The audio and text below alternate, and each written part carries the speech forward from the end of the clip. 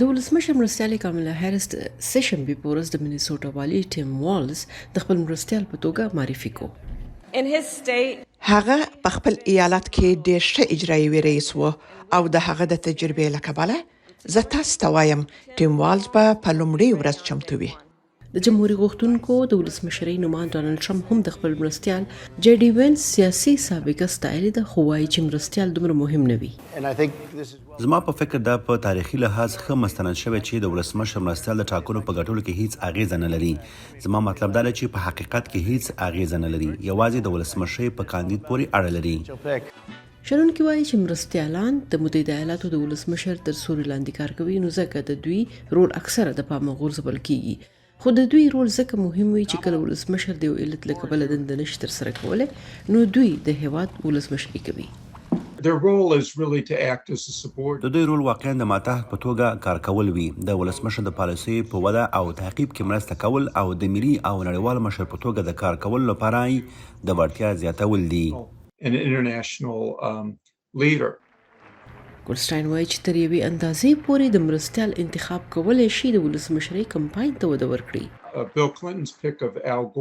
په 1992 کې د هغه وخت کاندید بل کلینټن لخوا د الګور انتخاب ډیر ښه و. هغه وخت د دې دوه ځوانانو ټیم واقعا د نوي نسل لپاره د بدلون یو ښه پیغام واستاوه.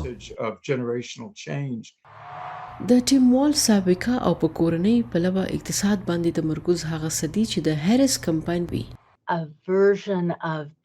د کورنۍ د ملاتړ تګلاره چې د تولید د کنټرول په اړه نه ده، بلکې د کورنیو اقتصادي ملاتړ په اړه ده. هغه د تعلیم، د روغتیا پاملرنه او د کار وعده ده. شنونکی پیټر لاګ وایي جی ډي وینس به د جمهوریت غوښتونکي ګوند د بیانیې په خپرولو کې مرسته وکړي.